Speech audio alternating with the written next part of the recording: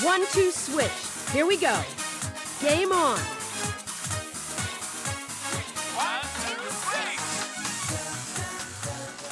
Hey, let's go play that game where you milk a cow while staring deep into my eyes. Seems to be the type of dialogue Nintendo wants to create with their Switch launch game 1-2 Switch. It's a quirky, party-style game that is clearly meant to draw in a more mainstream audience to Nintendo's new console, akin to what Wii Sports once did. Could this be the next game that will be at every party in 2017 as Guitar Hero did back in the late 2000s? Probably not. One of the best parts of 1-2 Switch is that after you play the half dozen levels initially available, the entire game unlocks, giving you access to all 28 games right away. Each minigame is unique and rated from 1 to 5 peppers to indicate the level of activity required to play the game. You can either select your minigame from the menu, play them by random, or go into team battles, which would break your party up into 2 teams and have you face off against each other in a series of games.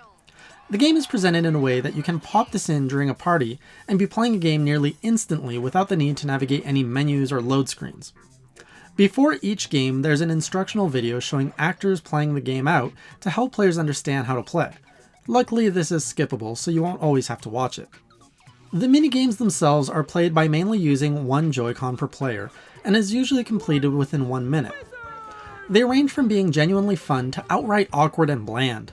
The more fun games tend to require more skills. For example, there's a game where you face off against each other holding your controller down like a gun. A voice in the game will then say ready, aim, and after a random interval of time, fire! At which time players must draw the Joy-Con like a gun and push the shoulder button to shoot the opponent. The winner will be decided on who drew the quickest.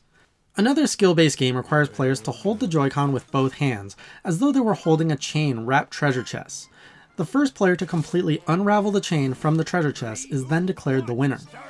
These skill-based type of games are great for party scenes, and the larger the audience, the more fun the game. It's one of those simple and quick type of challenges that arouses curiosity and invites anybody to try their hand at proving they're the more skilled player. About 2/3 of the game falls into the fun category, while the remaining third are just poorly executed ideas. In one game, players are asked to play the air guitar, however there's no wrong way to play. You literally just wiggle your Joy-Con in any way you like and don't even see how you score until the end. In another game, players are asked to face each other and play ping-pong, judging where the ball is just by sound. It's awkward, extremely inaccurate, and just not fun. Some of the games do a great job at showing off the new tech found in the Joy-Cons, such as HD Rumble and the IR motion tracking camera. In one game, HD Rumble is used to simulate the feeling of balls moving around inside players' Joy-Cons, and they need to guess how many balls are inside.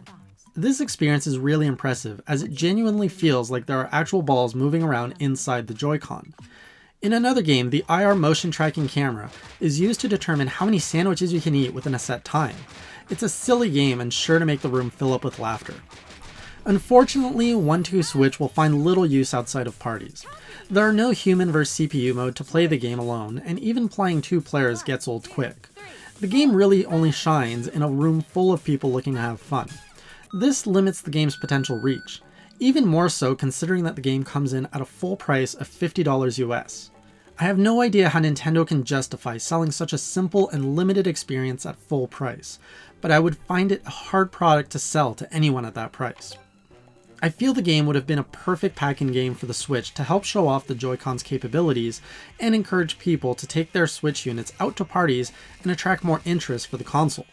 Even at $10 or $20, it would be easier to swallow, but not $50. 1-2 Switch introduces another entirely new concept in how you play video games, and that's by not looking at the screen at all, but looking into your opponent's eyes. I first played the game with some acquaintances I wouldn't necessarily call friends, and I have to admit that being forced to stare into someone else's eyes while playing a silly minigame feels absolutely weird. I can't imagine that many people would be comfortable playing this outside of their friend circle. On the other hand, I could argue that the game serves as a great icebreaker to meet new people, as it's kinda hard not to connect with someone after staring into their soul while you competitively milk a cow. If you're into regularly hosting or attending parties, then yes, 1-2 Switch is a game for you and you'll get your money's worth out of it. However, if you're thinking of picking this up to play with the family on weekends, you'll find the game collecting dust fairly quick. The minigames get old fast and the game gets exponentially less fun with less people. Top that off with its significant price point and you can be sure that 1-2 Switch will be filling up bargain bins within months.